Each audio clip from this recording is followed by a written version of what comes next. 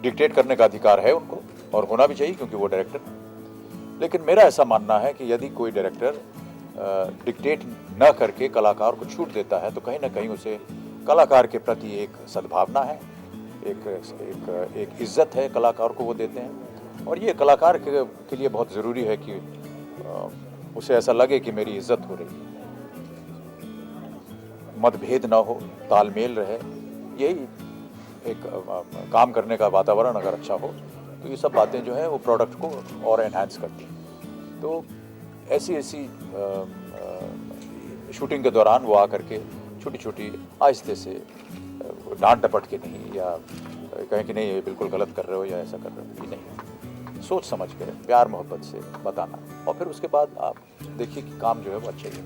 तो ये उनकी बातें मुझे बहुत अच्छी लगी। दूसरा ये कि जब एक डायरेक्टर एक ऐसा वातावरण कलाकार के चारों ओर बना देता है तो वो कलाकार खुद ब खुद स्वयं उसके अंदर मच जाता है, रच जाता है। सरकार जो है वो सब लोकेशन पे शूटिंग हुई, किसी स्टूडियो में हम लोग नहीं गए, ना ही कोई सेट बनाया गया।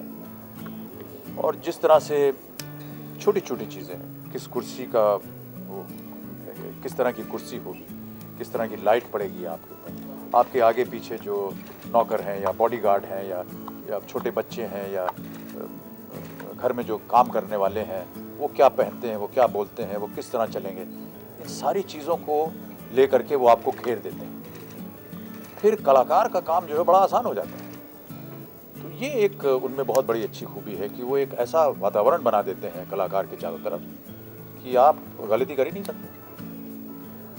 और आमतौर पर वो ज़्यादा फिनिकी नहीं है। कभी कभी देखा जाता है, मैंने अपने कलाकार के जीवन में देखा है कि अनजाने में बहुत सी बातें जो है वो क्रिएटिव एक्सेलेंस की हो जाती है। तो मेरे ख्याल से राम गोपाल वर्मा को इस बात का ज्ञान है। कैमरा ना चल रहा हो या मुझे ना पता हो कि कैमरा चल रहा हो, ना चल रहा हो, या मुझे पता हो कि चल रहा हो, तो मेरे परफॉर्मेंस में भी भेद हो सकता है। आमतौर पर देखा गया जब कलाकार को मालूम है कि कैमरा नहीं चल रहा है तो वो सबसे बढ़िया परफॉर्मेंस तभी देता है, कॉन्शियस नहीं होता। तो कई बार मैंने देखा कि बिना बताए ही कैमरा ऑन है और कुछ वो बोल देंगे, आपने कुछ किया ये सोच करके कि शायद कैमरा ऑन नहीं है, लेकिन वही क्षण होता है जो कि अच्छा होता है। तो ऐसी बहुत सी बातें होती हैं जो उनको उनके साथ काम करके अच्छा लगता है देखने जी। और एक मध्यम वर्ग की महाराष्ट्रियन फैमिली है जिसके ये मुखिया हैं, और एक बहुत ही प्रबल स्थिति में है, वो एक पावरफुल इंसान है। उनके ऊपर ये कहानी है। उनका एक परिवार है, उनके बेटे हैं, उनकी पत्नी है, और उनके साथ क्या होता है, उनके ऊपर क्या व्यतीत होता है, ये कहानी है सरकार की। डैड ने सब बोल दिया है, वही है जी। मैं इनका सबसे छोटा बेटा का किरदार निभा रहा हूँ।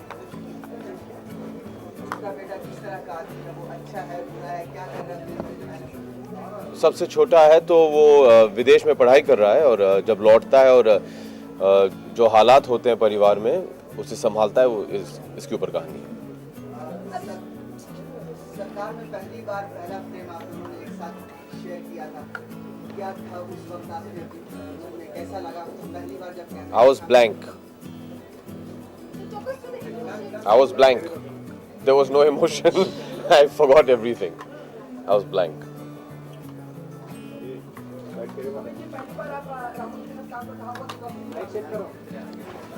जैसे कि मैंने अभी आपसे कहा, रावण जी का मैं प्रशंसक रहा हूँ। कई फिल्में उनकी देखी हैं, उनकी प्रशंसा की है, और ये उनकी उदारता रही है कि जब भी वो फिल्म बनाते हैं वो मुझे बुलाते हैं, उसे दिखाते हैं।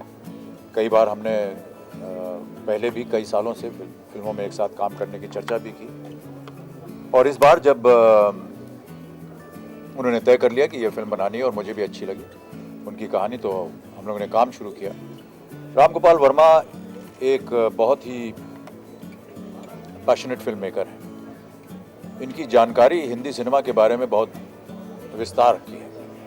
छोटी छोटी बातें, किस फिल्म में किस जगह पर क्या डायलॉग बोला गया, किस किताब में क्या लिखा गया, किस एक्टर ने कहाँ पर किस तरह से अपना क्लोजअप दिया, ये सारी बातें उनको ऐसा लगता है कि उनके सामने कोई एक पुस्तक खुली उसमें से पढ़ रहा हूँ।